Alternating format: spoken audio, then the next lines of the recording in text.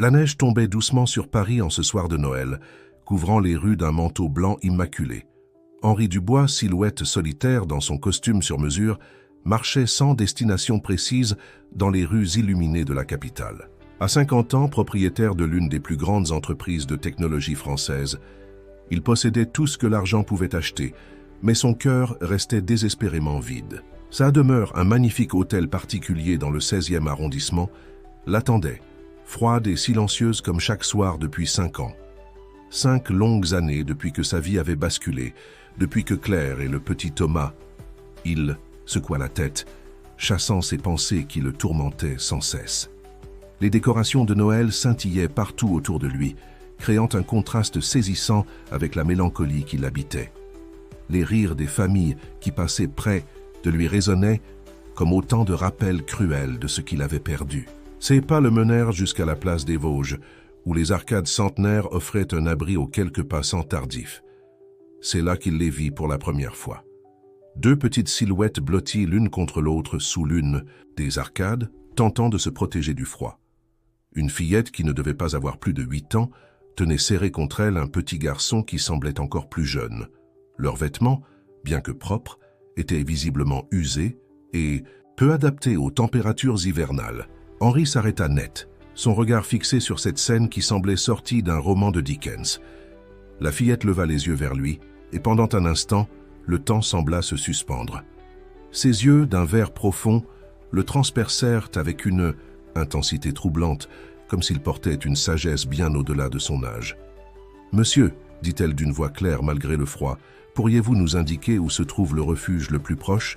Mon frère a froid. » Son français était impeccable, avec un léger accent qu'Henri ne parvenait pas à identifier. Le petit garçon, toujours serré contre sa sœur, leva à son tour son regard vers lui. Ses yeux bruns, grands et innocents, lui rappelèrent instantanément ceux de Thomas. Sans réfléchir, Henri retira son manteau et s'approcha pour en couvrir les 2 enfants. « Que faites-vous ici tout seul un soir de Noël ?» demanda-t-il doucement, s'accroupissant à leur hauteur. La fillette hésita un instant avant de répondre « Nous cherchons notre famille, monsieur, mais nous nous sommes perdus. » Il y avait quelque chose dans sa voix, une dignité mêlée de vulnérabilité, qui toucha Henri au plus profond de son être. Le petit garçon frissonna malgré le manteau, et Henri sentit quelque chose se briser en lui. Ses enfants ne pouvaient pas passer la nuit dehors, pas un soir de Noël, pas par ce froid. « Je m'appelle Henri, » dit-il doucement. « Et vous ?»« Je suis Sophie, » répondit la fillette, « et lui c'est Lucas. »« Écoutez, » poursuivit Henri après un moment de réflexion, « j'ai une grande maison pas très loin d'ici. Il y a du chocolat chaud, des couvertures chaudes et même quelques biscuits de Noël que ma gouvernante a préparés. Voulez-vous venir? Vous réchauffer? » Sophie serra son frère plus fort contre elle, méfiante. « On nous a dit de ne pas faire confiance aux étrangers. » Henri sourit tristement. « C'est très sage. Mais je vous promets que vous serez en sécurité. Regardez. » Il sortit sa carte de visite de son portefeuille. « Voici mon nom et mon adresse. Vous pouvez appeler la police si vous vous sentez en danger. » La fillette examina la carte avec attention, puis regarda son frère qui commençait à s'endormir malgré le froid. Elle semblait peser le pour et le contre avec une maturité déconcertante pour son âge. « D'accord, » dit-elle finalement. « Mais je garde votre carte. » Henri héla un taxi, et pendant le court trajet jusqu'à son hôtel particulier, il observa les 2 enfants. Ils restaient serrés l'un contre l'autre, Sophie gardant un bras protecteur autour de son frère. Elle portait autour du cou un petit médaillon qu'elle touchait nerveusement de temps en temps. Lorsqu'ils arrivèrent devant la haute grille, en fer forgé de sa demeure, Henri vit les yeux des enfants s'écarquiller. La façade de l'hôtel particulier, illuminée pour les fêtes, se reflétait dans la neige, créant un tableau féerique. Pour la première fois depuis des années, Henri ressentit une étrange excitation à l'idée de rentrer chez lui. Madame Laurent, sa gouvernante depuis plus de 20 ans, les attendait dans le hall, prévenue par un rapide coup de téléphone. Son expression surprise se transforma rapidement en un sourire chaleureux à la vue des enfants. « Je vais préparer du chocolat chaud, » dit-elle simplement, comprenant instinctivement la situation. Cette nuit de Noël, qui avait commencé comme tant d'autres dans la solitude et la mélancolie, prenait un tournant inattendu.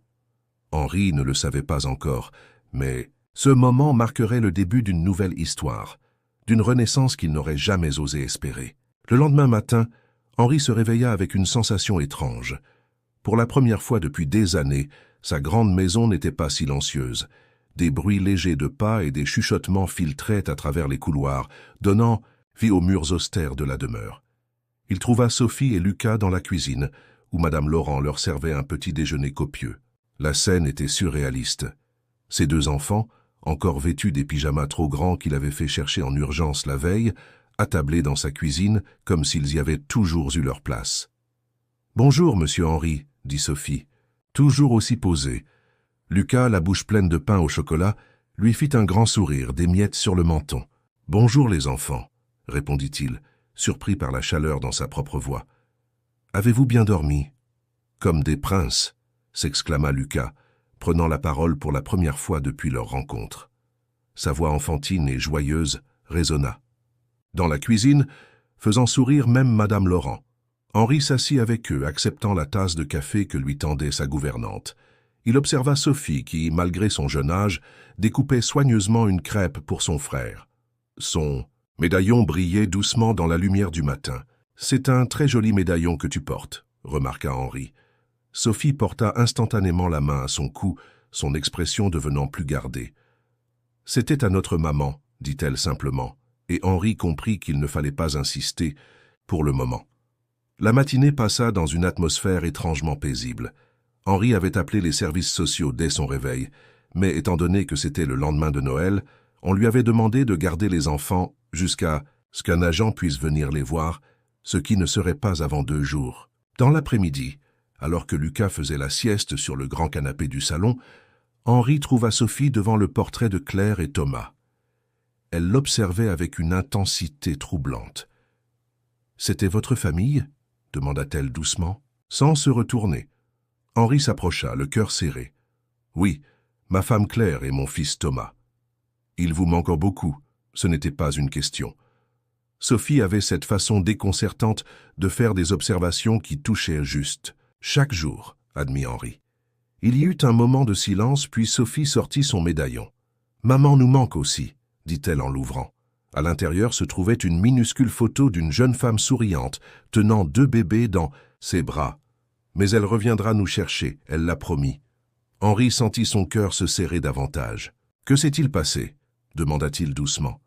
Sophie referma le médaillon. Elle est partie il y a 3 mois. Elle a dit qu'elle devait régler quelque chose d'important et qu'elle reviendrait. Elle nous a laissés chez une dame, mais sa voix se brisa légèrement. La dame est tombée malade et on a dû partir.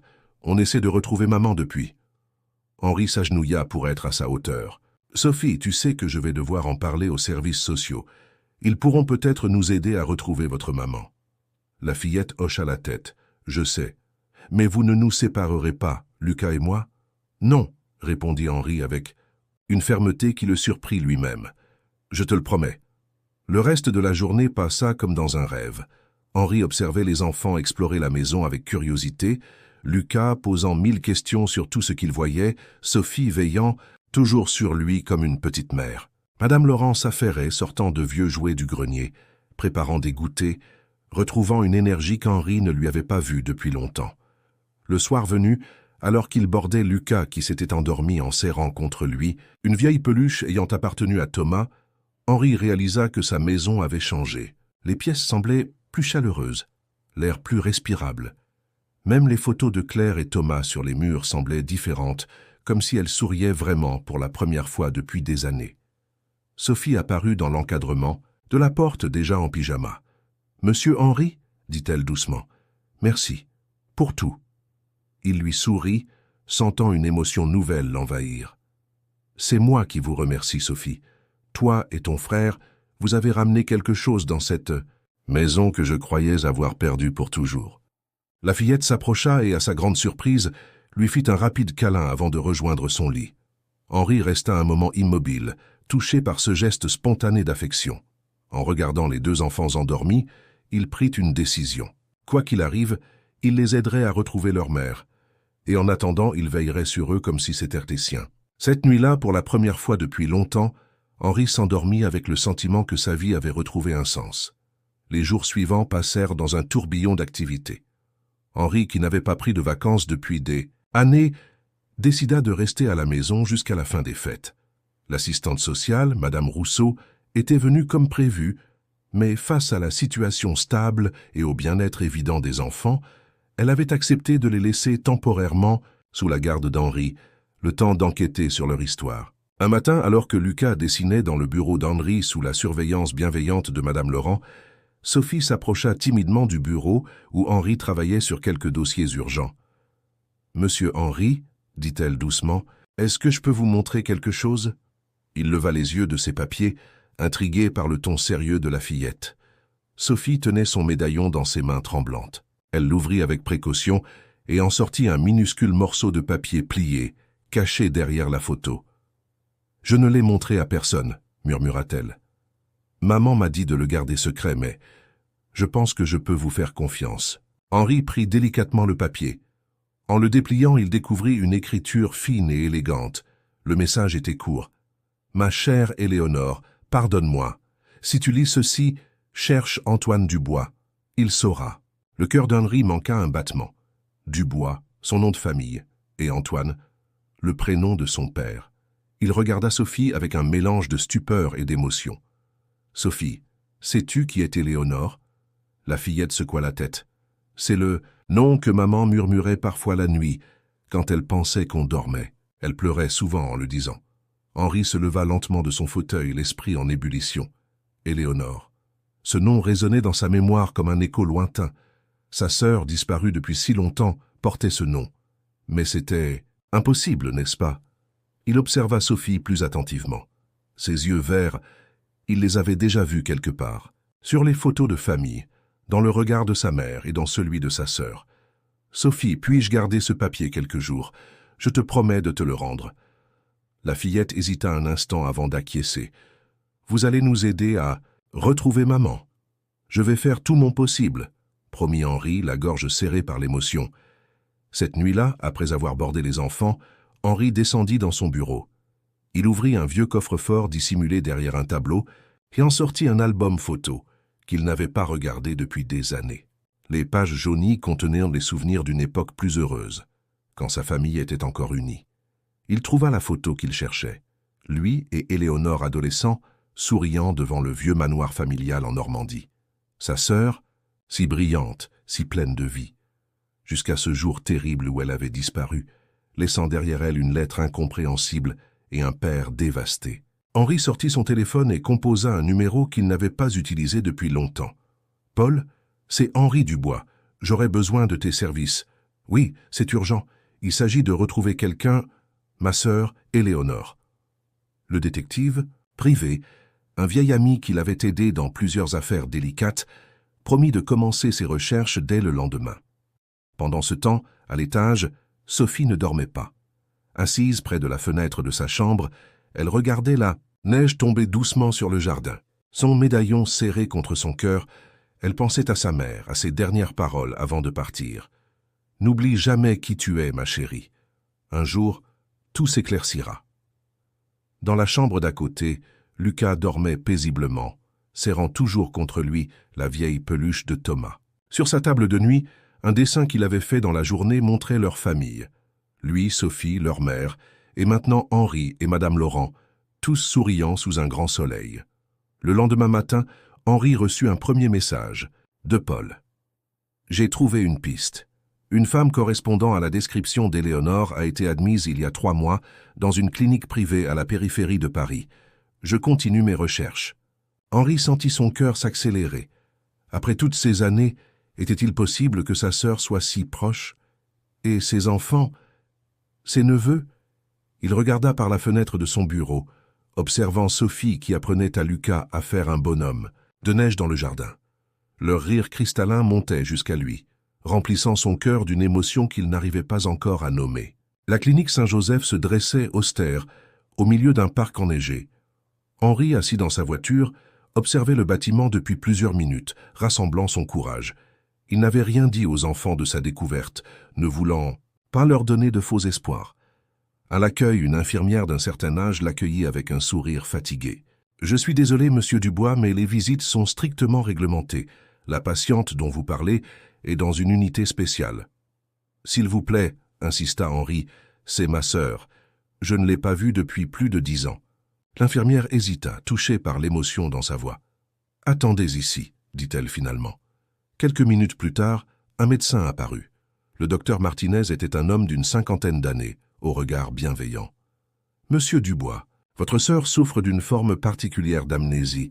Ses souvenirs vont et viennent. Elle parle souvent de ses enfants, mais refuse généralement les visites, craignant de ne pas reconnaître les gens. « Que lui est-il arrivé » demanda Henri, la gorge nouée.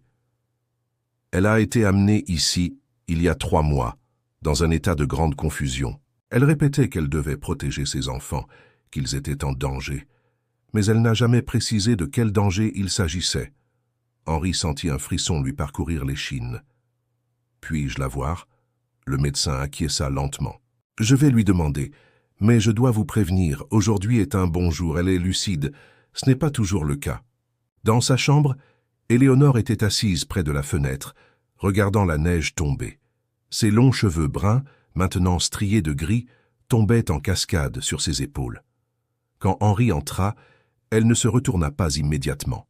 « Je savais que tu viendrais, » dit-elle doucement. « Les enfants, ils sont avec toi ?» Henri s'approcha lentement. « Oui, Sophie et Lucas. Ils vont bien. » Elle se tourna enfin vers lui, et Henri dut retenir ses larmes.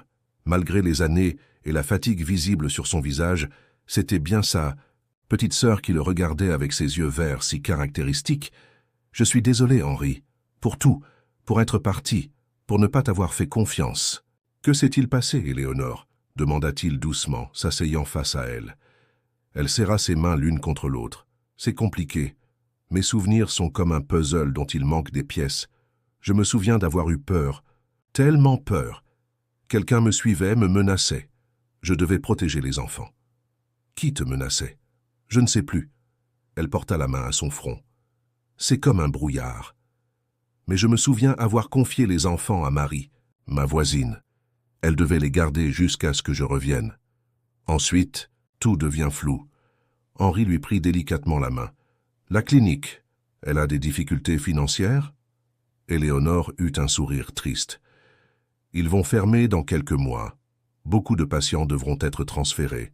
Le docteur Martinez fait ce qu'il peut, mais... »« Je vais t'aider, » dit Henri avec conviction. « Je vais t'aider à guérir, à retrouver tes souvenirs, et je m'occuperai de la clinique. » Pour la première fois, un véritable sourire illumina le visage d'Éléonore. « Les enfants, ils me ressemblent, Sophie à tes yeux, » répondit Henri, « et ton caractère. Lucas est plus extraverti, toujours en train de rire. » Des larmes coulèrent sur les joues d'Éléonore. « J'ai essayé de les protéger. Je voulais les emmener voir père, leur grand-père, le message dans le médaillon. Je l'ai trouvé, » dit doucement Henri. « Sophie me l'a montré. »« Elle t'a fait confiance, » murmura Éléonore. « Elle a toujours su juger les gens, comme maman. » Henri resta avec sa sœur jusqu'à ce que le docteur Martinez vienne lui dire que le temps des visites était terminé.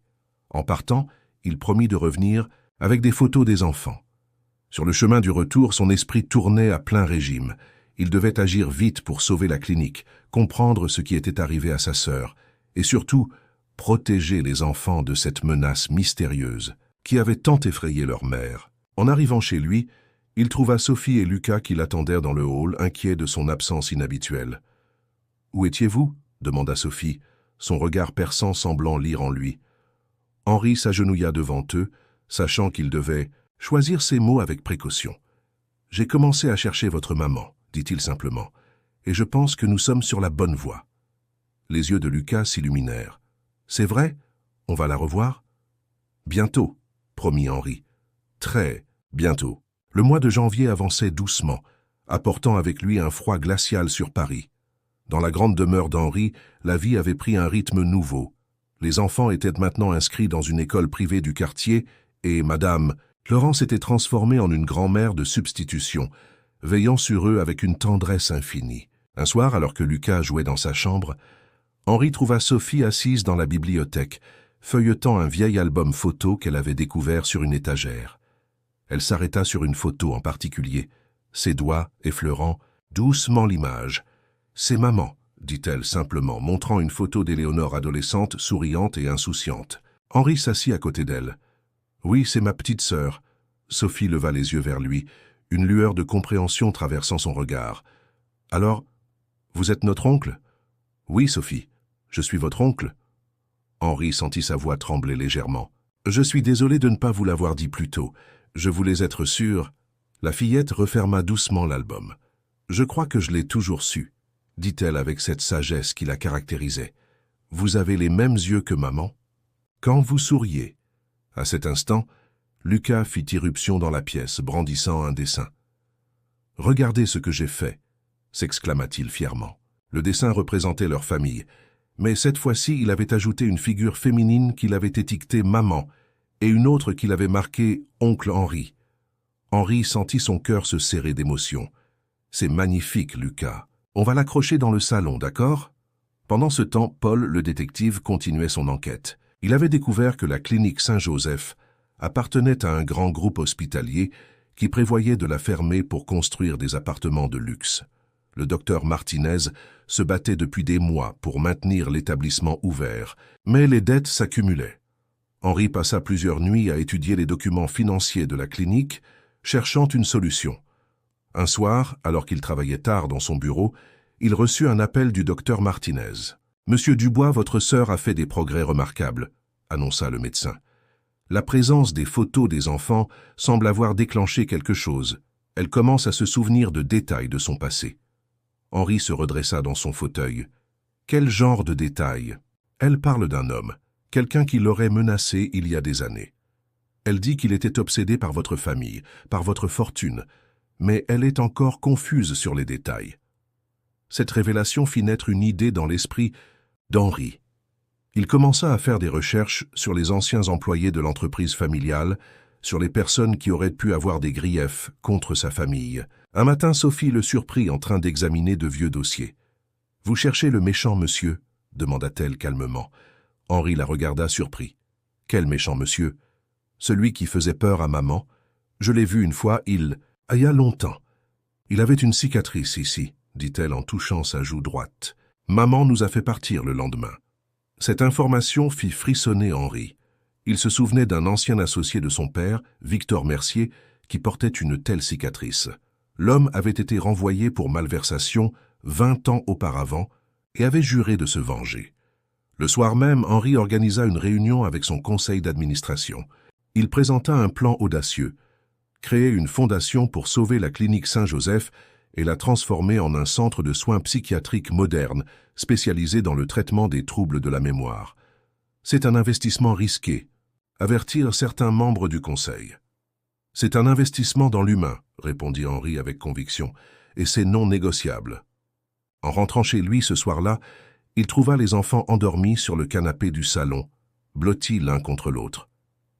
Sur la table basse, Sophie avait laissé son médaillon ouvert. La photo de leur mère semblait lui sourire dans la pénombre. Henri couvrit doucement les enfants avec une couverture, son cœur débordant d'amour pour ces deux petits êtres qui avaient bouleversé sa vie.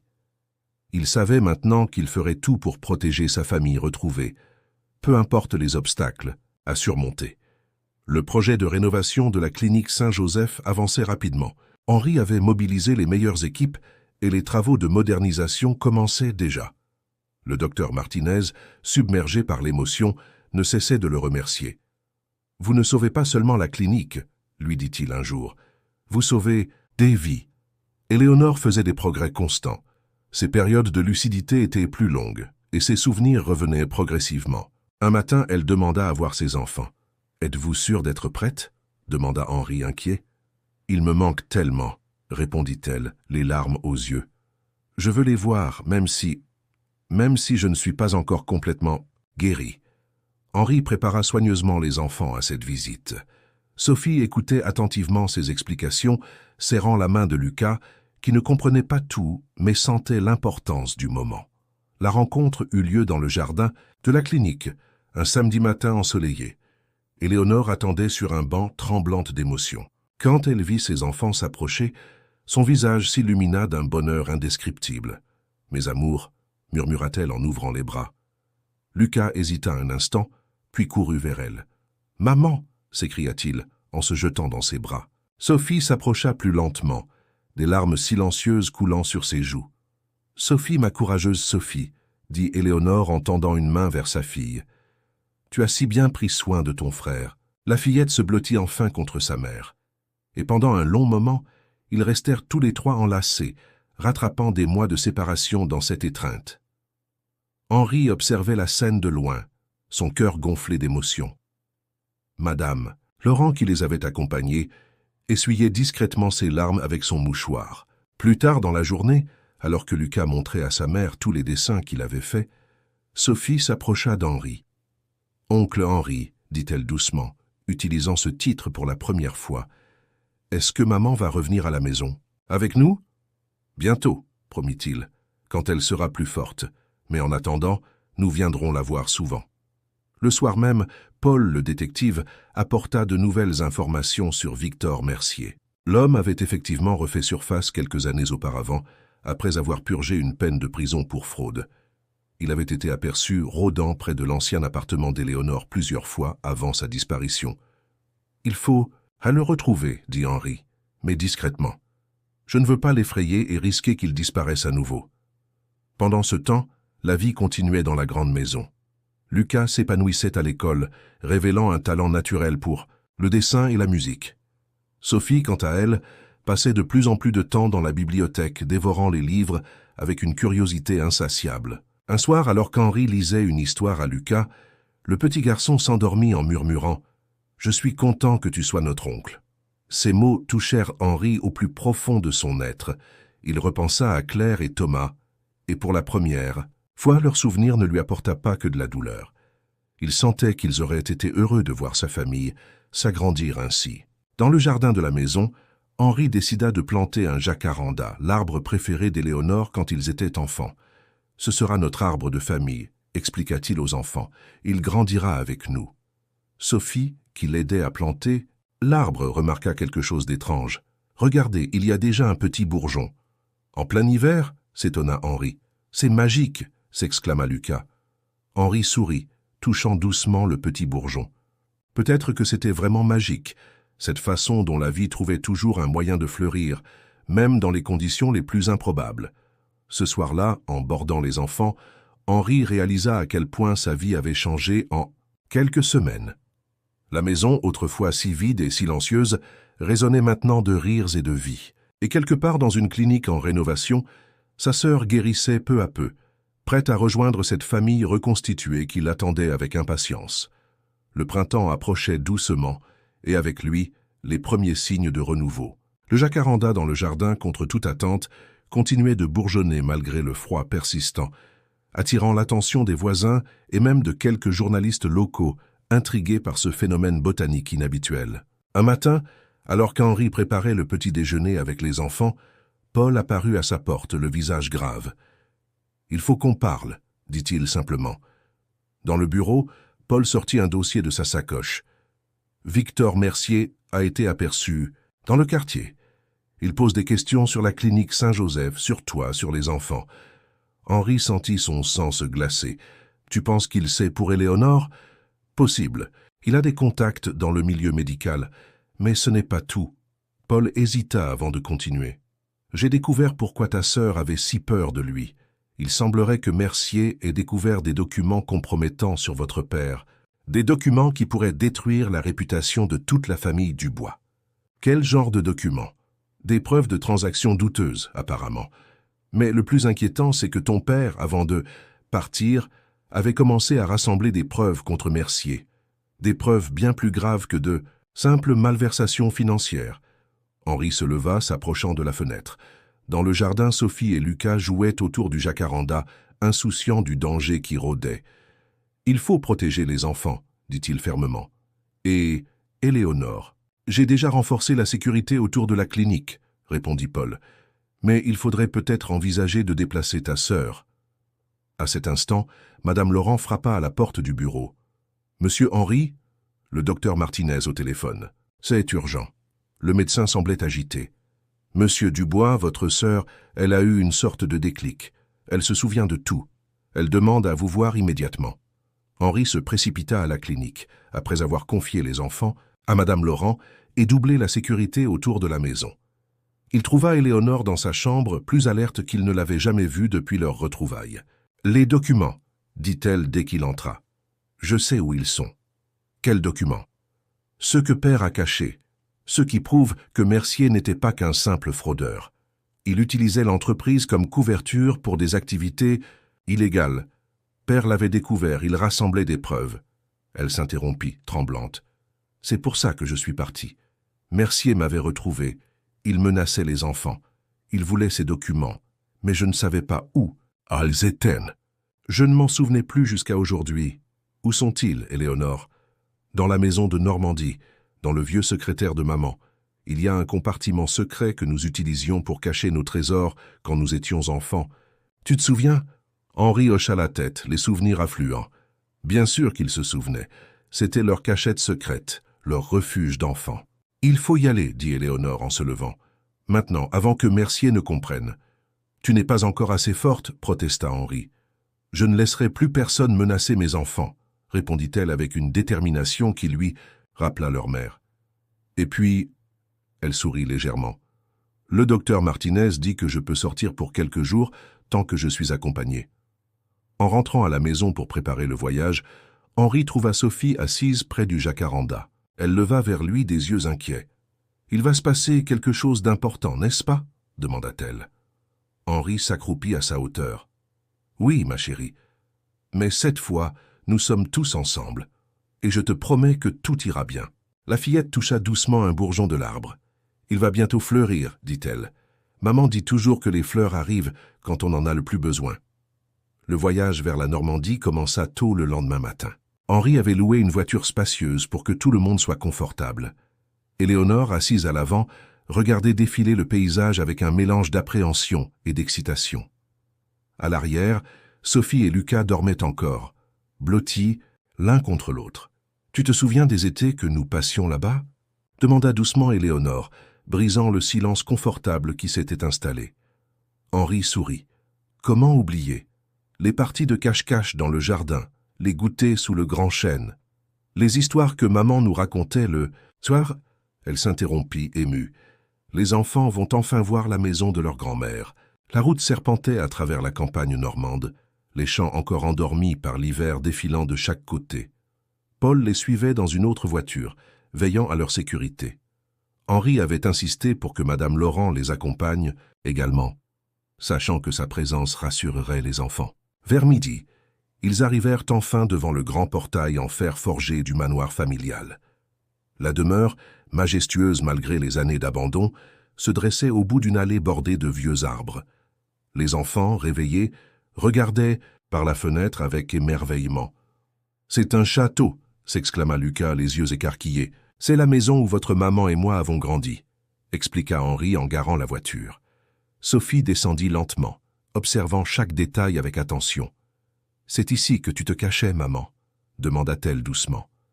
Éléonore serra sa fille contre elle. « Non, mon cœur, c'est ici que j'aurais dû venir dès le début. C'était notre refuge, notre vraie maison. » Ils entrèrent dans la demeure, l'air frais et poussiéreux les accueillant. Madame Laurent entreprit immédiatement d'ouvrir les volets, laissant la lumière du jour pénétrer dans les pièces endormies. Paul faisait le tour de la propriété, s'assurant que tout était sécurisé. Le vieux secrétaire se trouvait toujours dans le salon, témoin silencieux des années passées. Éléonore s'en approcha d'une main tremblante, suivie par Henri. Les enfants observèrent la scène avec curiosité. « Le mécanisme !» murmura Éléonore, ses doigts parcourant le bois ancien. « Il fallait appuyer ici, puis tirer là. » Un déclic se fit entendre, et un petit compartiment s'ouvrit dans le fond du meuble. À l'intérieur, une enveloppe jaunie, par le temps, attendait, intacte.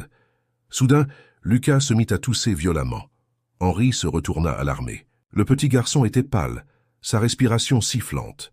« Son asthme », dit Sophie, inquiète. « Il fait ça quand il y a trop de poussière. » Henri sentit son cœur se serrer. Il connaissait bien ces crises. Thomas en souffrait aussi.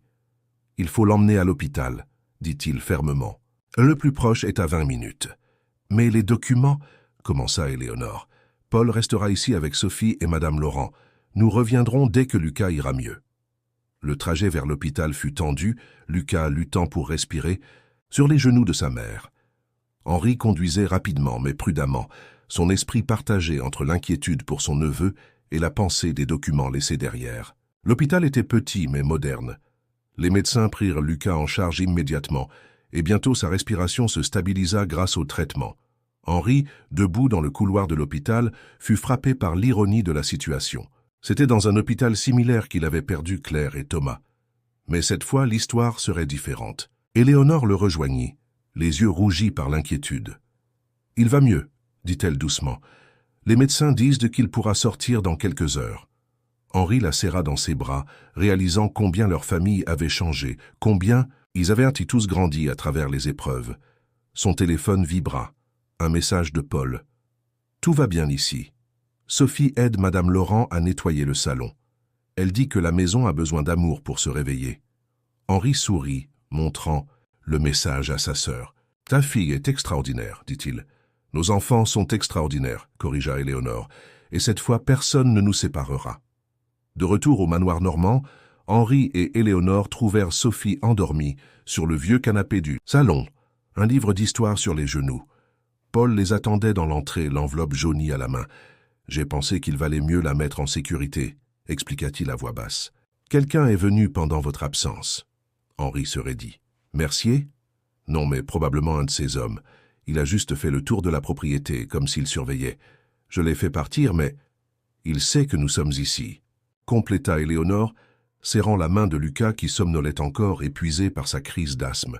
Dans le grand salon, après avoir installé les enfants dans leur chambre sous la surveillance de Madame Laurent, Henri, Éléonore et Paul ouvrirent enfin l'enveloppe.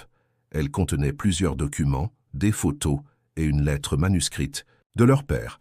« Mes chers enfants, » lut Éléonore d'une voix tremblante, « si vous lisez ceci, c'est que mes soupçons étaient fondés. Victor Mercier n'est pas celui qu'il prétend être. J'ai découvert qu'il utilisait notre entreprise pour couvrir des activités douteuses, manipulant les comptes pour détourner des fonds destinés à des œuvres caritatives. » Elle s'interrompit, les larmes aux yeux. Henri prit le relais. « J'ai rassemblé toutes les preuves dans cette enveloppe, mais le plus important n'est pas là. » Mercier garde d'autres documents, des preuves de sa culpabilité, dans un coffre à la banque. Le numéro du coffre et la clé sont cachés dans le médaillon de votre mère. « Le médaillon » s'exclama Éléonore. « Celui que j'ai donné à... Sophie ?» À cet instant, un bruit de pas léger les fit sursauter. Sophie se tenait dans l'encadrement de la porte, son médaillon à la main. « Je savais qu'il était spécial, dit-elle doucement. Il y a des chiffres gravés à l'intérieur, derrière la photo. Je les ai toujours vus, mais je ne savais pas ce qu'ils signifiaient. » Henri s'approcha de sa nièce, s'agenouillant devant. Elle. « Tu nous as écoutés ?» Sophie hocha la tête. « Je veux aider. Maman a souffert à cause de ce monsieur méchant. Je ne veux plus qu'elle ait peur. » Éléonore prit sa fille dans ses bras. « Ma chérie, tu nous as déjà tellement aidés. Tu as gardé le médaillon en sécurité toutes ces années, sans même le savoir. » Henri examina les chiffres gravés dans le médaillon. « C'est bien un numéro de coffre, confirma-t-il. Et ces symboles à côté, on dirait un code. »« La banque, » murmura Éléonore. « Je me souviens maintenant. Père m'avait dit d'aller à la Banque de France à Caen si jamais quelque chose lui arrivait.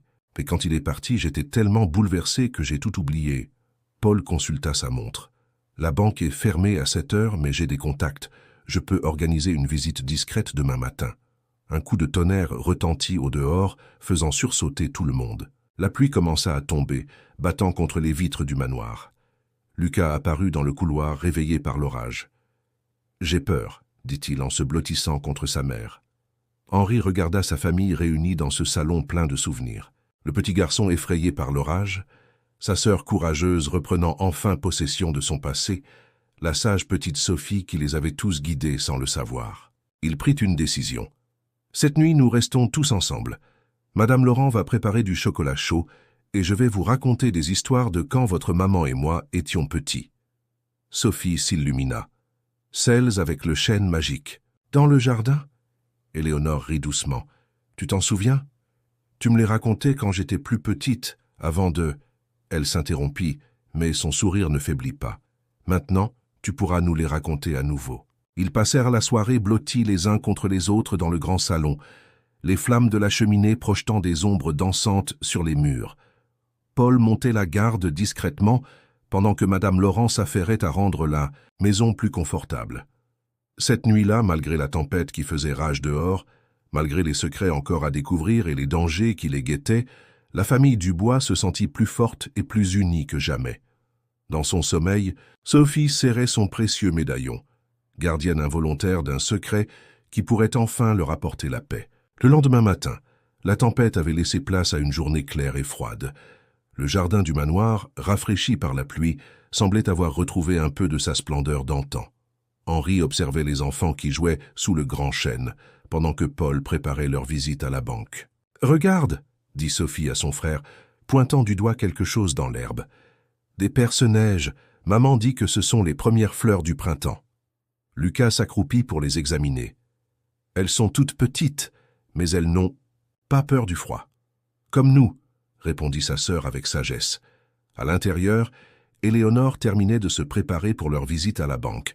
Elle avait retrouvé une assurance qu'Henri ne lui avait pas vue depuis des années. Le docteur Martinez, consulté par téléphone, avait donné son accord pour prolonger sa sortie, impressionné par les progrès de sa patiente. « Les enfants resteront ici avec Madame Laurent, » décida Henri. « Le manoir est sécurisé et Paul a posté des hommes de confiance autour de la propriété. » Mais Sophie, comme toujours, semblait avoir son propre avis sur la question. « Je dois venir, » dit-elle fermement. « Le médaillon est à moi maintenant, et grand-père me l'a confié. » Henri et Éléonore échangèrent un regard. La petite fille avait raison, elle avait été la gardienne involontaire de ce secret pendant si longtemps. La Banque de France de Caen, avec sa façade imposante, les intimidait presque. Paul les fit entrer par une porte latérale où un vieil employé les attendait. Monsieur Lefebvre, proche de la retraite, avait connu leur père. Antoine Dubois était un homme bien, dit-il en les guidant vers la salle des coffres. Quand il m'a parlé de ce coffre et de son importance, j'ai promis de veiller personnellement à sa sécurité. Le coffre, une fois ouvert, grâce au code du médaillon, révéla son contenu. Une autre enveloppe, plus épaisse que la première, et une clé USB.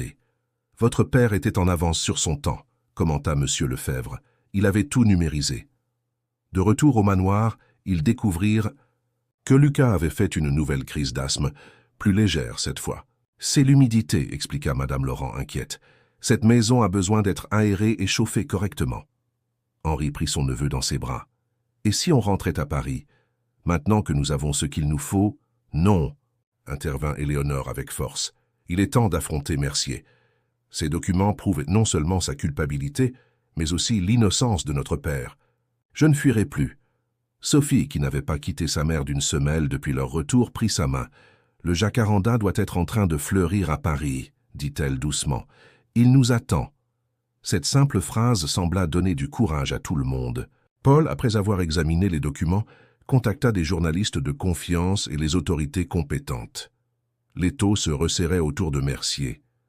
Le soir venu, alors qu'il se préparait à rentrer à Paris, Henri trouva Sophie dans la bibliothèque feuilletant un vieil album photo. « Tu sais, dit-elle sans lever les yeux, je crois que grand-père savait que je garderais bien le médaillon. Les adultes pensent que les enfants ne comprennent pas, mais parfois, on comprend mieux qu'eux. » Henri s'assit près d'elle. « Tu as raison. Tu nous as tous protégés, à ta façon.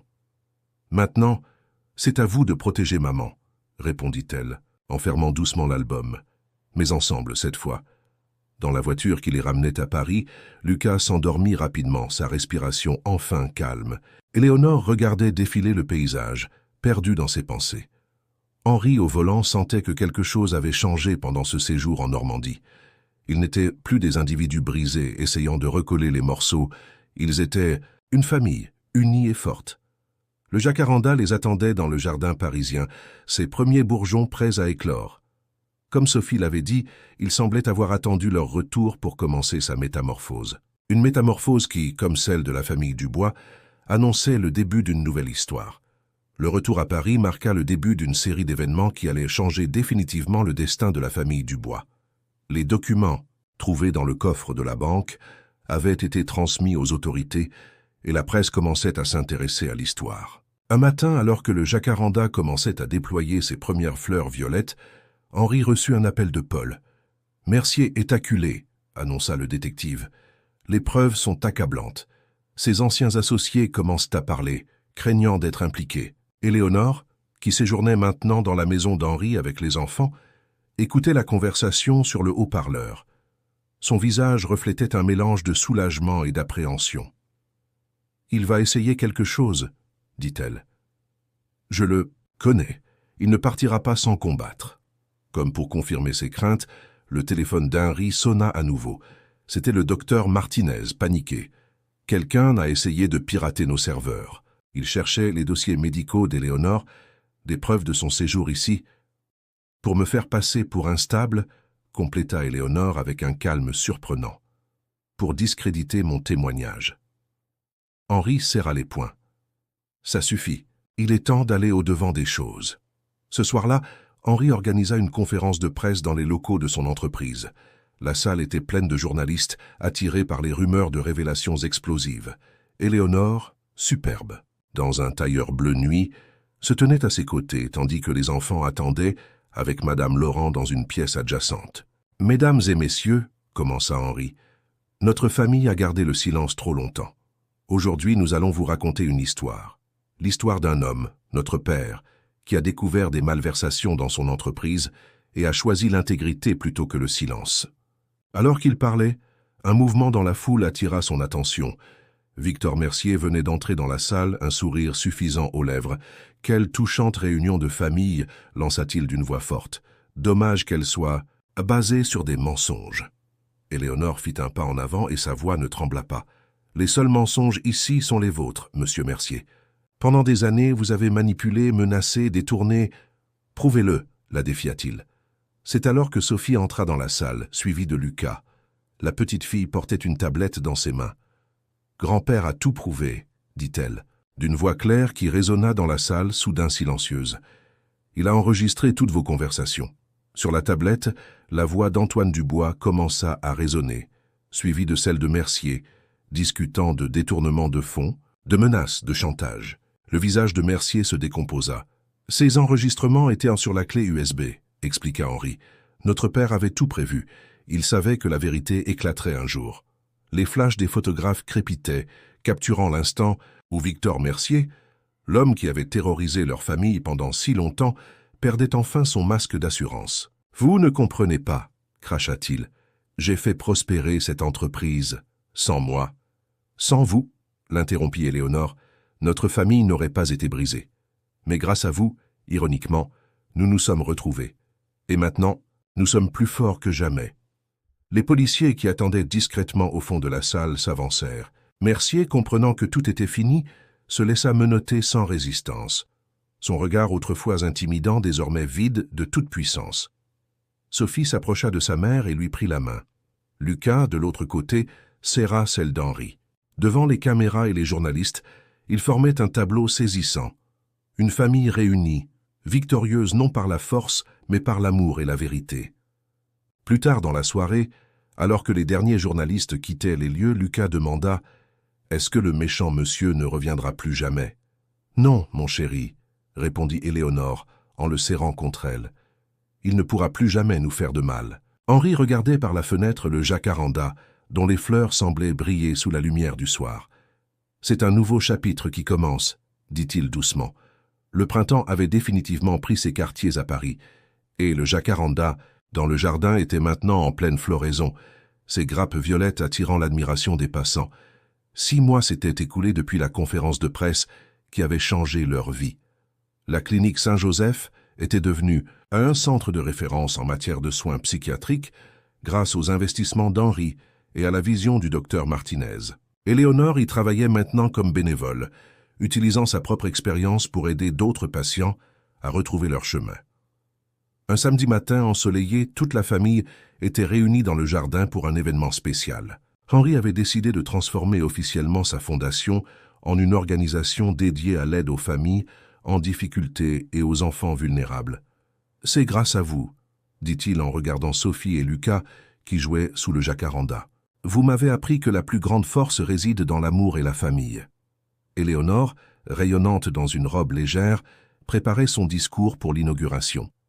Elle avait choisi de partager son histoire publiquement, espérant inspirer d'autres personnes à ne jamais perdre espoir. « Maman », appela Sophie, « viens voir. Il y a une nouvelle fleur qui pousse à côté du jacaranda. » Toute la famille s'approcha pour observer la petite pousse qui émergeait de la terre. C'était un autre jacaranda, né d'une graine de l'arbre principal.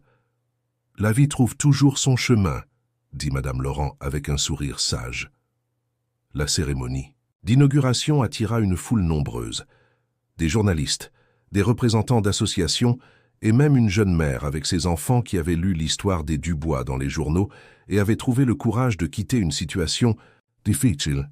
Éléonore monta sur l'estrade, ses enfants à ses côtés. « Notre histoire n'est pas seulement celle d'une famille qui se retrouve, commença-t-elle. C'est l'histoire de l'espoir qui persiste même dans les moments les plus sombres.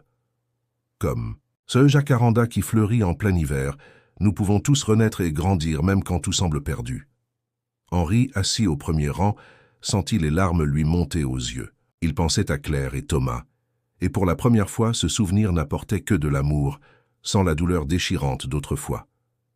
Lucas, qui avait surmonté son asthme grâce à un nouveau traitement, courut soudain vers son oncle et se blottit contre lui. « Je t'aime, oncle Henri », murmura-t-il.